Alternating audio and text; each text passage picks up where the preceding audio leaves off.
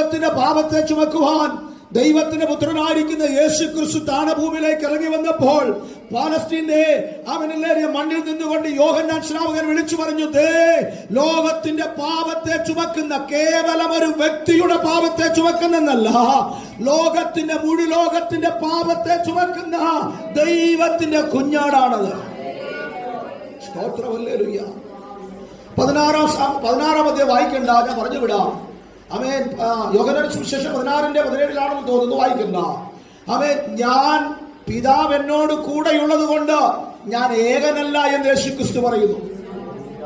ആര് കൂടെയുണ്ട്? ആമേൻ. ഹല്ലേലൂയ. നമ്മുടെ കൂടെ കർത്താവുണ്ടോ?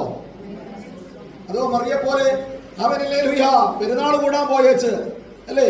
ആമേൻ ഹല്ലേലൂയ റാസ കാണാൻ പോയ ആളുകളെ വരെ ആമേൻ സഭയിൽ നിന്ന് വിലക്കിയിട്ടുണ്ട് അല്ലേ? നമുക്ക് ആത്മീയ പ്രചോദനം വരുന്നതൊന്നും നമ്മൾ കേൾക്കാറില്ല. ഇപ്പൊ റാസ കാണാൻ പോയ കാണാൻ പോയതല്ല, വന്ന വഴിക്ക് അവൻ റാസ നടക്കുന്നത് കൊണ്ട് ബസ്സേ വന്നപ്പോ പുള്ളി അവിടെ നിന്ന് ഇറങ്ങി ചുമ്മാ കണ്ടതാ, പഴയ വിട്ടു പോന്നപ്പോഴത്തേക്കുള്ള ആ ഒരു അനുഭവം കൊണ്ട്. പക്ഷെ ഇന്നത്തെ കാലം അങ്ങനെയല്ല, വിശ്വാസികളെ വിളിക്കുന്നത് സംഭവം ഉണ്ടല്ലോ. അവൻ വിശ്വാസികളാണ് ഇപ്പോ നമുക്കവിടെ പള്ളിയിലെ റാസ കാണാൻ പോകാന്ന് പറഞ്ഞ് വിളിക്കുന്നത്. സ്തോത്രം. ഹല്ലേലൂയ. ദൈവമക്കളെ, മാറി നിൽക്കേണ്ടവിടത്ത് മാറി നിന്ന് ദൈവവൈതലാണെന്ന് തന്നെ തെളിയിക്കപ്പെടണം. കാണുന്നതിനെല്ലാം കൊട പിടിക്കാൻ പോയാൽ, കാണുന്നതിനെല്ലാം യെസ് മൂളാൻ പോയാൽ, കാണുന്നതിനെല്ലാം കയറി തിന്നാൻ പോയാൽ, ആമേൻ ഹല്ലേലൂയ. അതേ പ്രിയപ്പെട്ടവരെ, നമ്മളും ലോക മനുഷ്യൻ തമ്മിൽ യാതൊരു വ്യത്യാസവും എല്ലാത്തിനും കൂടെ കൊട പിടിക്കാൻ പോയാൽ ആമേൻ ഹല്ലേലൂയ, നമ്മളും ലോക മനുഷ്യനും തമ്മിൽ എന്താ വ്യത്യാസം? ഇപ്പോഴും പെന്തക്കോസിനകത്ത് മാറാത്ത ഒരുപാട് നൂലാമാലകൾ കിടപ്പുണ്ട്. ഞാൻ പലപ്പോഴും പറഞ്ഞിട്ടുണ്ട്, ഒരു പൂച്ച വിലങ്ങൻ ചാടി ഒയ്യോ പോയി തീർന്നു. സ്തോത്രം.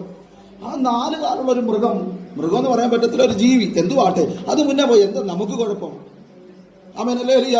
ചൂലെടുത്തുകൊണ്ട് ഒരാൾ നമ്മൾ യാത്ര പോകുന്ന വഴിക്ക് ചൂലെടുത്തുകൊണ്ട് ഫ്രണ്ടിൽ നിന്ന് കഴിഞ്ഞാൽ നമുക്ക് ആകെപ്പാടെ അങ്കലാപ്പ അല്ലേ?